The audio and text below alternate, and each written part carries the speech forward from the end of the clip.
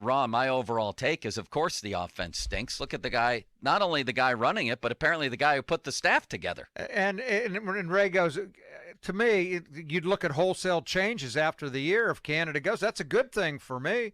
That's a good thing. Now, are you going to bring in a new coordinator, and how much say are you going to give him into the assistant coaches? I want Mike Tomlin to hire the assistant coaches, not his coordinator. I want him to converse, talk.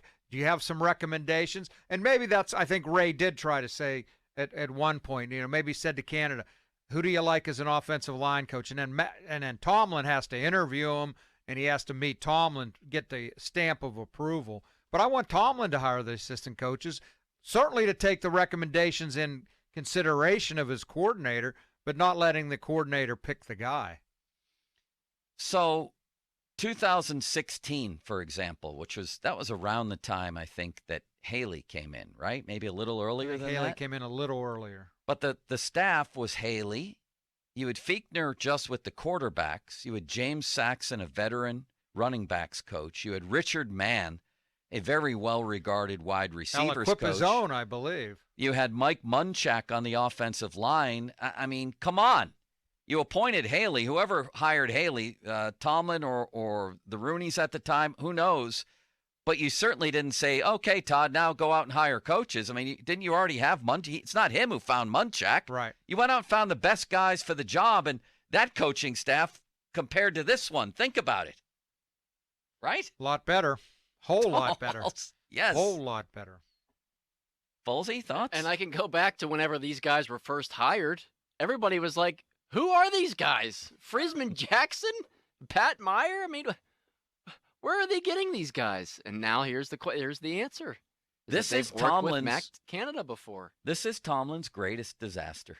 It really is. This offense from top to bottom. And if we add to it that he got the quarterback wrong, if that becomes true, Ron? Awful.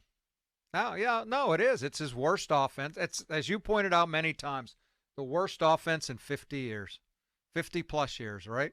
And the worst in the league right now. The worst in the league right now. And last year, not very much better. It was Ben's fault last year. Now it's Trubisky's fault. Now it's Pickett's fault. I don't get it. And if he wasn't Mike Tomlin, and if this weren't the Pittsburgh Steelers, it would be enough to question that guy's job. I think that's where you almost have to go, right? The level of this disaster.